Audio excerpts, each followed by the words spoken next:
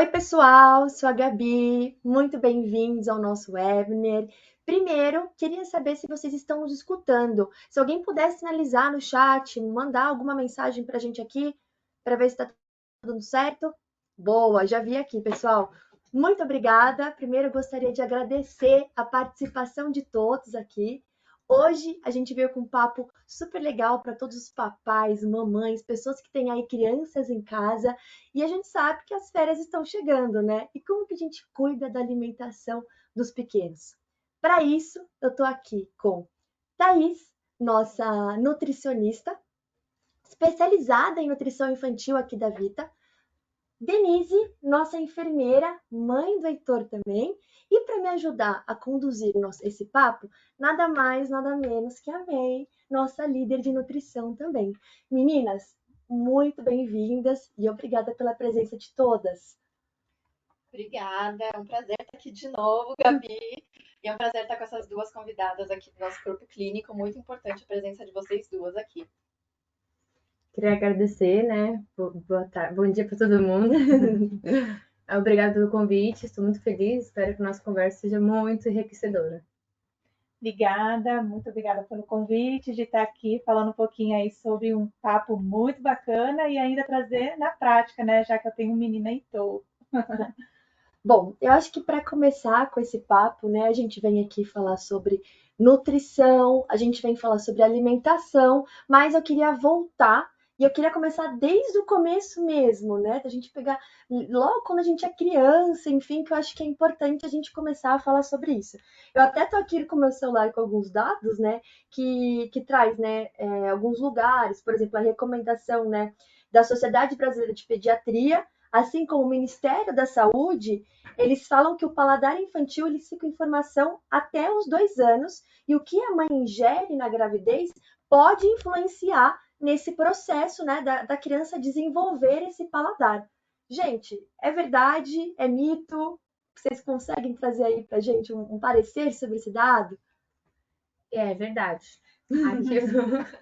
Aquilo que a mãe está comendo na gestação, aquilo que a mãe come no aleitamento materno, vai ser super importante para ela entender quais são os sabores, ela vai começar a identificar a alimentação da mãe. E aí, com isso, quando ela começa a introduzir aqueles alimentos, né, é muito mais fácil ela reconhecer e aceitar. E aí, com o decorrer do tempo, a gente vai criando aquele paladar, aquele hábitos, e aí é muito mais fácil da criança ter uma aceitação muito melhor de variedade de alimentos, né? E isso tudo influencia, né? O corpo é incrível. Imagino. Ô, Denise, você, quando você estava grávida, você se preocupava com isso? Como que era, assim? Assim, eu sempre tive uma alimentação boa, mas com a gestação eu tive uma melhora, né? Aí a gente já pensa no outro, né, mesmo, né? Não só na alimentação pessoal, mas que ele está gerando um outro bebê ali. Então eu tive uma melhora, né? Eu tentei experimentar outros alimentos de outros formatos, pensando em nutrição e mesmo pensando na minha nutrição, como também a nutrição do bebê. E é legal até falar que hoje existem várias estratégias mesmo para você conseguir conduzir essa alimentação, né? Quando a gente olha para uma criança. E eu queria até entender com você, Denise, você fez alguma estratégia? Qual tipo de educação você, enfim, traz para o seu filho para que você consiga implementar uma alimentação e até uma educação alimentar mais assertiva? Bem, então assim, desde quando eu comecei a introduzir de fato os alimentos, eu já comecei a introduzir os alimentos já inteiro, mas pensando na primeiro sensorial mesmo, de sentir, de pegar, né? Eu não falo nem que é alguma regra pensando do que já existe, né? Mas assim, eu falo que é uma regra muito interna. Então, eu deixei o Heitor realmente experimentar, pegar as frutas, alimentos na mão, sentir, cheirar e depois, de fato, experimentar. Então, a estratégica foi esse de ter acesso ao alimento. Então, sempre em casa eu deixo de fácil acesso, principalmente fruta, que é fácil pegar, ele mesmo tem aquela autonomia. E, claro, é o reflexo também de como é nossa alimentação do adulto dentro de casa. Então, eu, meu marido, a gente costuma comer bastante frutas, alimentos, então eu falo que a criança é uma tela em branco. Então ele vai realmente começar a pintar do que ele vê dentro de casa, as influências dentro de casa. Então a estratégia é a primeira alimentação adequada para o adulto, né? A família que está ali em redor à criança e a partir disso ele vai fazendo ali mesmo copia e cola quase, né? Então um acesso aos alimentos que a gente está tendo dentro de casa. E esse acho que é o mais importante, é o toque, é deixar realmente a criança tocar, ver, cheirar e não somente ofertar do formato que você acha mais adequado. Boa, é uma estratégia muito, muito boa levar as crianças para a cozinha desde o comecinho, igual você falou. Até porque a maior parte, né, em média, a maior parte do desenvolvimento motor, cognitivo das crianças acontece nessa primeira infância, né, até mais ou menos 6 anos. Então, já introduzir elas nesse começo já acaba estimulando, né, a conhecer, além de estimular também hábitos mais saudáveis, tudo isso que você falou. E aí, queria saber se você também chega a cozinhar, não só, né, oferecer, igual você falou, para o seu filho, mas também se unir a ele nesse ato de cozinhar, se vocês têm alguma receitinha que fazem juntos. É importante a participação. Claro que nunca vai ser sempre, gente. Sim. Dia a dia, loucura, gente, não tem como. A gente quer, né, acelerar ali. Dia a dia nem sempre dá. Mas sim, a gente introduz muito o Heitor para cozinhar. Na verdade, eu não sou a cozinheira de casa, quem é o papai. Então, o papai que vai com, né, os meninos na cozinha mesmo. Então, ele é bem participativo. Mas não só o ato de cozinhar, eu gosto também, por exemplo, dele guardar, lavar as frutas. Então, o contato com o alimento de alguma forma. Então, chegou no mercado, vai guardar as coisas. Então, ele é participativo. E a gente vai falando, até pensando não só do contato com o alimento, mas da participação, né? Olha, foi você que guardou a banana, pega a banana que você guardou. Então a gente traz isso e ele faz, né? Pertence ali. Então ele fala, é mesmo, eu que guardei, vou comer a banana que eu guardei. Então isso deixa de lavar ou guardar e até mesmo o ato de cozinhar. Então sim, a gente introduz de várias formas, né? O Heitor para participar no preparo, na forma de guardar ou armazenar os alimentos. Isso é fundamental. Porque depois tem os brinquedinhos de alimento, então acho que toda a parte lúdica, seja no livro, seja nos brinquedos, ele faz parte, né, da educação e do contato com o alimento. Fica mais fácil depois também, né, de introduzir. Maravilhoso. Eu acho isso muito bom. Acho que é muito legal quando a gente vê que tem toda uma preocupação, né, de você implementar um alimento diferente, a textura diferente do alimento, né, uma transição muito, né, é complicado, né, a gente está falando de uma criança, né, então, muito bom saber, Denise, dessas suas estratégias, mas mudando um pouco de assunto e entrando um pouco no quesito de férias escolares, que a gente sabe que é um problema, né? Não um problema, né? A criança está em casa, ela está com tempo livre, a gente sabe que muitos pais não têm essa oportunidade, né, de ficar em casa, de estar ou de estar sempre, né, olhando para a alimentação de uma forma mais detalhada, rigorosa, mas enfim. Queria saber, Thaís, se existe alguma dicas, né, para esses pais se preocuparem, o que eles podem fazer de diferente na alimentação dos filhos nesse período que, bom, é uma delícia, mas a gente sabe aí que tem prós e contras, né? Ainda mais quando a gente fala da alimentação. Evitar ultraprocessados, a gente sabe que hoje é muito importante. Uhum. Então, as férias é um momento que as crianças vão ter mais tempo livre. Então, essa liberdade faz com que a gente também imagine que é momento de comer qualquer coisa, né? E acaba que, dependendo de como tá a rotina dos pais, é muito mais fácil dar uma comida já, né, industrializada, porque já tá ali, né, fácil de deixar, mostra, não precisa muito preocupar, porque, por exemplo, um salgadinho, um biscoito, é só abrir, eu sei que não vai machucar, eu sei que não vai trazer nenhum dano, né, e aí é muito mais fácil, porém, eu posso deixar mais acessíveis uns outros alimentos que também vai ser algo benéfico para eles, né, mas acho que, primeiramente, quando eu tenho mais liberdade, eu também tenho que manter minha rotina. Então, posso acordar um pouquinho mais tarde, mas eu tenho que manter um horário de acordar, manter o horário para dormir, horário das minhas refeições, porque se a gente começa a extrapolar, sair muito da rotina, acordar a qualquer hora, comer a qualquer hora, a tendência é que a gente perde nossa rotina interna, né? Aquela parte fisiológica de saber os horários, e a gente não sabe mais que hora tem fome, que hora que vai parar de comer, e aí a gente tende a comer de forma, vamos dizer, com ansiedade, descontrolada, né? E aí, então, nessa fase é muito importante os pais responsáveis, né?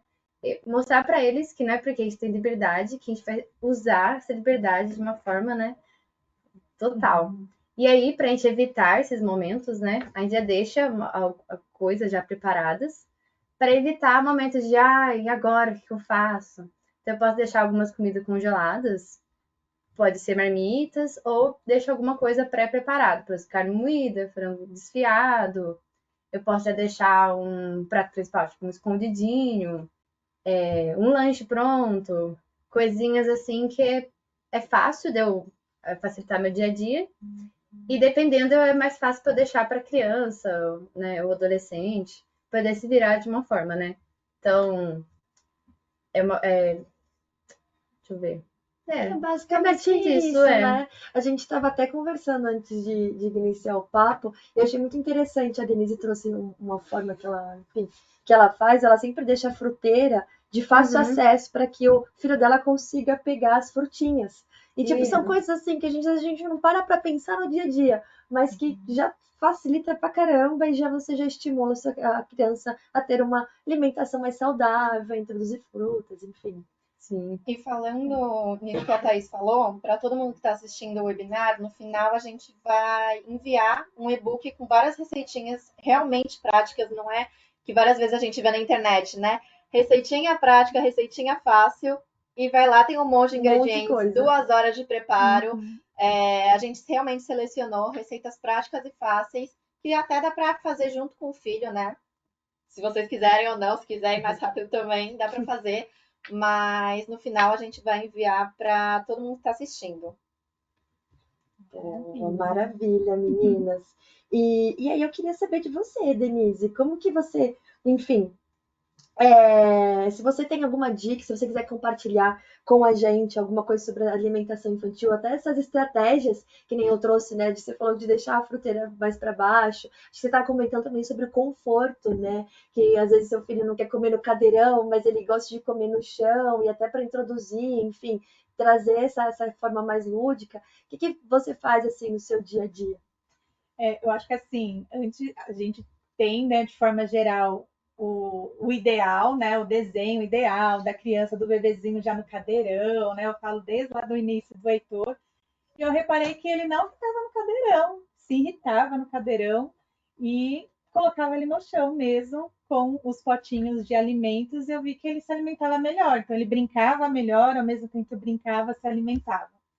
Então eu acho que assim, a primeira coisa é perceber do seu bebê, do seu filho, qual é a forma confortável, né? Acho que a regra básica é ter a rotina, tem que ter a rotina do alimentar, isso não só da criança, mas de todo mundo que está em casa.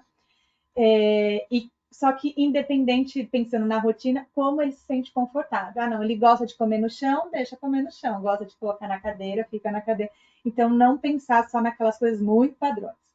E de estratégia, igual eu trouxe para as meninas da fruteira, meu filho gosta muito de fruta, mas é algo que a gente traz desde a introdução alimentar, mesmo de conhecer, de tocar, de cheirar, de pegar as frutas, então gosta.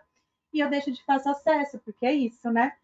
Geralmente, né, de forma geral, a gente deixa o doce de fácil acesso, porque a fruta não, parece que coloca a fruteira lá em cima, né? Deixa já todas as frutas lavadas, então uva, então ele tem esse acesso de ele sentir vontade, ele vai comer ali os alimentos que estão acessíveis. Então, eu acho que assim, como dica e estratégia, primeiro é conhecer seu bebê e rever a alimentação primeiro dos adultos, de quem está em casa. Então, é o reflexo, não tem jeito. Meu filho não come, ele não aceita. Mas como que você está ofertando ou o que você está consumindo na frente dele, né? Então, às vezes, você quer que ele coma banana, mas você está, sei lá, tomando refrigerante. Então, esse é muito do reflexo. Não vou ser aqui falar que eu não tomo refrigerante, tomo refrigerante, mas a gente toma escondido. O Heitor não precisa saber que existe o refrigerante nesse momento, né? Então, é realmente. E o alimento, né? Se alimentar muito junto. Então, dentro dessa rotina e comer junto é o reflexo. Ah, meu papai tá comendo, vou experimentar. O que é isso que ele tá comendo tão gostoso, né? Então, eu falo que a gente até mastiga um pouco mais para falar, tá gostoso, para ver se, né? Isso estimula ali a alimentação. E cada um tem o seu tempo também, então não criar tantas expectativas de achar que vai bater o pratão, vai comer todas as frutas ou aceitar as frutas naquele momento. Então, vai ofertando ao decorrer do tempo, né, gente? Ele tem só 4 anos, ainda tem muito para se experimentar. Precisa comer a fruteira hoje, né? Vai aos poucos. Então, são pequenas estratégias de conhecimento mesmo familiar. Eu concordo muito com o que você falou. E também acho importante falar que a culpa não é também, né, 100% dos pais, porque ninguém é perfeito, a gente sabe que crianças demandam muito tempo, muita energia, elas vão estar lá nas férias, né, para, não sei, talvez tenha gente que está assistindo que trabalha home office, a criança vai estar lá do lado o tempo todo, então ninguém é perfeito, por mais que a gente veja muitas vezes na internet, mas tomar o primeiro passo, fazer o que consegue fazer, facilitar as escolhas, facilitar, igual isso que você falou, essas estratégias já ajudam muito, já fazem toda a diferença. Complementando essa parte, da parte que a gente tem que ser o espelho, né, do adulto, essa fase de desenvolvimento, até né, da infância ali até os 6 anos, ele ainda está na parte de se espelhar, né, fazer como se fosse uma esponja. Então, tudo aquilo que ele está vendo, ele vai tentar copiar. Então, nossas expressões fazem muita diferença. Então, por exemplo, eu não gosto de comer tal coisa, e aí eu faço careta, a criança vai saber que aquilo não é legal. Então, os pais têm que ter uma variedade, né? Também tem que ser agradável aquele ambiente, não pode ter muito barulho, tem que ser um ato, assim, né? Que ele consiga perceber tudo que está acontecendo. É bom não incluir sentimentos, né? Ai, como pra mamãe ficar feliz. Isso também faz com que ele tenha um conflito com aquela parte de relação. E eu acho que o detalhe mais importante é que depois de uns 2 anos, assim, o corpo tá mais desenvolvendo parte fisicamente, vai estar desenvolvendo a parte cognitiva, a parte emocional, e ele vai diminuir o que ele come. E aí nessa fase que ele começa a saber que ele pode falar não, que ele pode escolher, que ele tem autonomia. E é nessa parte que a gente não sabe lidar, e às vezes perde um pouco de paciência, faz pressão. Nossa, você comia, agora não come. Então, essa fase é muito importante para a gente ter paciência, ter, né, ali, perceber como é que tá o desenvolvimento da criança, porque ele vai perder um pouco o interesse da comida e vai se deparar ao ambiente, então tudo vai ser muito atrativo, né? E aí é importante a gente não criar muita pressão para evitar seletividade alimentar ou alguma recusa alimentar, porque acaba que é fisiológico, que pode virar algo mais grave, né, para os adultos. Eu acho que até nesse ponto que você traz, né, do ambiente, a criança cresce, ela acaba mudando. Eu queria até saber, tá, para você, Thaís, porque assim, eu lembro que quando eu era criança, meus pais sempre tentavam ter, de certa forma, quando eu ia para a escola, mandar uma lancheirinha um pouco mais saudável, uma frutinha, enfim. Mas aí eu chegava na escola, tinha lá a cantina com coxinha, tinha chocolatinho, sempre tem, né, aquele colega ou melhor amigo, enfim, né? Você acaba se socializando que come passatempo todo recreio, bolinho na Maria, enfim, vários outros processados, né? E poxa, a criança, eu lembro que quando era criança, ficava muito de vontade, sabe? Uhum. E até falava, nossa, meu, que coisa. Tem alguma dica que a gente pode dar para os pais, enfim, até pensando na lancheirinha da criança? Esse detalhe é bem, assim, difícil de lidar, né? Porque quando a gente tá na escola, a gente não tá não tá do lado da criança, né? Nosso filho. E tem a questão da nossa expectativa, né? A gente deseja que os filhos tenham uma alimentação toda, né? Toda bonita, toda variedade de frutos e vegetais. Mas acaba que a gente tá numa sociedade que o industrializado tá incluso, né? E a gente vai estar vivendo aquilo, a gente vai ver. Cabe responsáveis ter uma conversar, saber, né? Que existem os alimentos, mas existe hora para tudo, a gente não precisa estar comendo esses alimentos sempre. alguma hora a gente vai ter esse momento de comer certos doces, certos salgadinhos. E atualmente, né, uns anos para cá, a parte da política das escolas mudaram bastante. Então, a escola tem um controle a mais, mas é bom também, né, conversar com a escola, mostrar que você tem preocupação.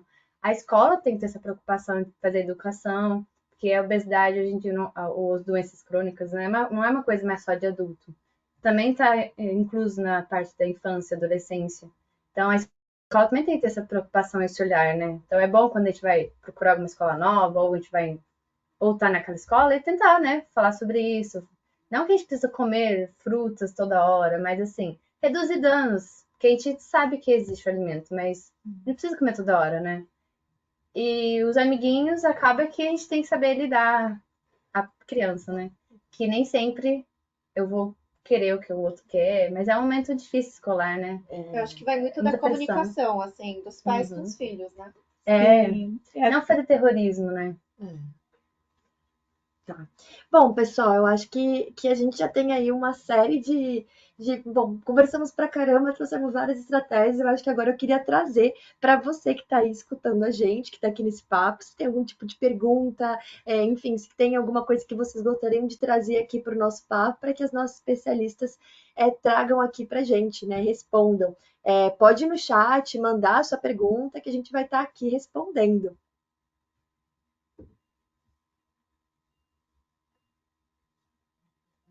Bom, deixa eu ver aqui.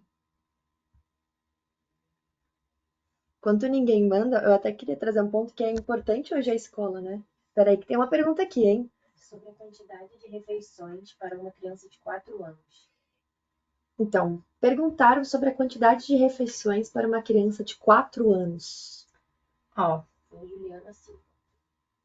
Primeiramente, né, a gente tem que pensar nas refeições principais. Café da manhã, almoço, um lanche da tarde e um jantar. Se você perceber que a criança tem alguns outros momentos de fome, e aí cabem uns lanchinhos, mas sempre muito bem, talvez espaçados, né? Mas é bom evitar petiscos, né? Ficar, tô com fome aqui, vou comer qualquer coisinha aqui, e isso vai fazer com que ela coma muito mais. Então é bom a gente priorizar algumas refeições e realmente fazer uma refeição, né? Então, tô com fome, então vamos comer lá um pratinho, sentar, um momento de refeição, e não comer andando, assistindo TV. E essa regra, ela se aplica, aquela regra que a gente fala de comer de 3 em 3 horas, ela acaba entrando também para uma criança de 4 anos? Dessa alimentação, de comer de 3 em 3 horas, regradinho bonitinho, ou é um pouco mais flexível? Depende, é polêmica essa parte, né? Existe o 3 horas, é meio que uma organização mental da gente começar a associar o que é a nossa fome e o que se eu tô com fome ou não, né? Então, a criança, ela vai meio que começar a ter a nossa rotina, sabe? O mesmo tipo de fome acaba sendo o mesmo do adulto, sabe? Os momentos de fome. Então, é uma forma dela começar a perceber qual é o momento de fome, mas também respeitar, que nem sempre ela vai querer comer algo de tarde. Então, mamãe, não tô com fome. Tudo bem, então a gente tem a próxima refeição, ou a gente come um pouquinho mais tarde. Que aí acaba que a gente vai criando a rotina de horários mesmo, né? Isso é importante. Bom, a gente tem aqui mais 2 perguntas, e aí eu queria. Essa aqui é interessante, hein? Como que a gente consegue lidar com uma criança seletiva? Minha filha tem 4 anos e de comida, basicamente, né? Uma comida mais saudável, ela só come ovo e frango, assim, de mais saudável. Como que a gente pode introduzir uma alimentação mais saudável para essa criança? Olha, muita paciência inicialmente, mas é como se fosse realmente uma introdução alimentar. A gente tem que primeiro ver como é o passado dessa criança, né? Ver como foi, incluir se ela foi todo mundo papinho, se foi todos misturado, se ela tomou fórmula, como que é a relação dela com a família, como é a relação dela com o alimento. Aí é bom identificar se ela consegue ver o alimento, se é a cor, se é a textura, se é a temperatura, como é, né, essa relação que você está criando junto, se você come junto com a criança. Então, isso tudo é uma base para fazer uma investigação para conseguir incluir. Mas, assim, basicamente, a gente tem que não esconder, né, da criança, a gente não pode perder a confiança dela, conversar, né, comunicar, perceber qual é o propósito dela não estar comendo aquele alimento e fazendo uma introdução de forma muito leve, como se fosse lá da infância mesmo, né? Ah, vamos experimentar essa comidinha, olha, sei lá, o dinossauro gosta, o super-herói, ou a Barbie gosta. Olha, bonito, vamos só, então, sentir, vamos ver. Aí depois, aos poucos, vamos então tentar cheirar, chegar a ficar mais próximo, mastigar, mas sem muita pressão, sem muita obrigação, sabe? Tem que tentar deixar leve o ambiente, mas cabe, né? Se a criança está desenvolvendo e a gente não. E está muito restrito, né? É bom a gente fazer uma investigação mais profunda com um especialista para a gente realmente dar uma assistência, um aporte muito melhor para essa criança, porque ela vai desenvolver, né? E claro que a gente quer o melhor. E eu acho que o mais importante, né? Paciência e não ficar eufórico de achar, minha criança vai desenvolver. Ó, o corpo se desenvolve. Tempo ao tempo, né? Tempo ao tempo. A gente precisa de cuidados, assim. Bom, pessoal, a gente tem bastante perguntas aqui na nossa caixinha. A gente vai responder só mais uma e as demais, né, por conta de tempo, a nossa nutricionista vai estar respondendo logo após do nosso webinar aqui nos nossos stories da Vita. Então, segue a gente lá no Instagram, ela vai estar respondendo todo mundo, a gente está aqui tudo anotadinho. A gente pode até mandar lá nos nossos directs, assim, mais perguntas, iniciar esse diálogo que a gente está aqui para responder e dar atenção para todo mundo. E aí, para a última pergunta, que eu acho que ela é super interessante, porque como que a gente consegue lidar com as recusas, né? Então, a gente vê que, às vezes, a criança, quando ela nasce e a gente tem desenvolvimento, ela começa comendo, mas ela desenvolve na hora ela fala, ai, não quero mais. Ai, ela começa a mudar. E como que eu lido com isso? Eu acho que primeiro é uma frustração do adulto. Não é? Sim. Eu trago que é uma frustração muito do adulto, essa da recusa. E a gente não gosta de tudo, né? Às vezes, ou a gente ama algum alimento, mas naquele dia, naquele momento, eu não quero. O adulto é assim, e a criança, ela também vai tendo esses momentos. Então, eu acho que a frustração da recusa, ela é muito mais individual de quem criou aquela expectativa.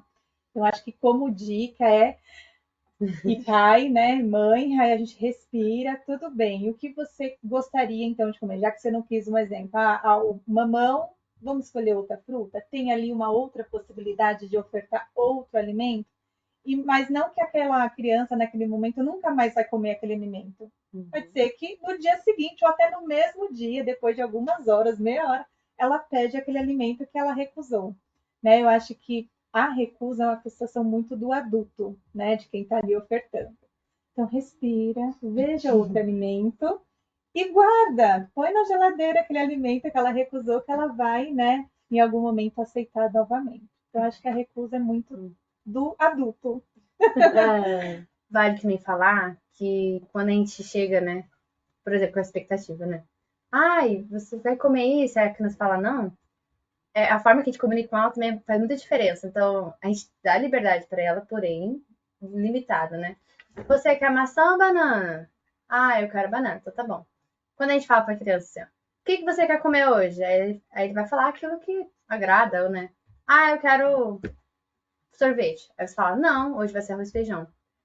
Aí você frustra a criança. Tem uma quebra, né, de expectativa, ela e já ela acaba... fala, nossa, mas você me pediu opinião e você não vai dar o que eu tô querendo. Aí que a gente começa os conflitos, porque a gente quer agradar ela, e aí ela tá criando a parte cognitiva. Então, pra ela falar assim, mas peraí, você me perguntou, eu respondi, você vai me dar outra coisa? E aí ela começa, peraí, não quero, né? Então, é muito importante a forma que a gente vai oferecer aquele alimento, limitar, mostrar, né? Isso ou isso.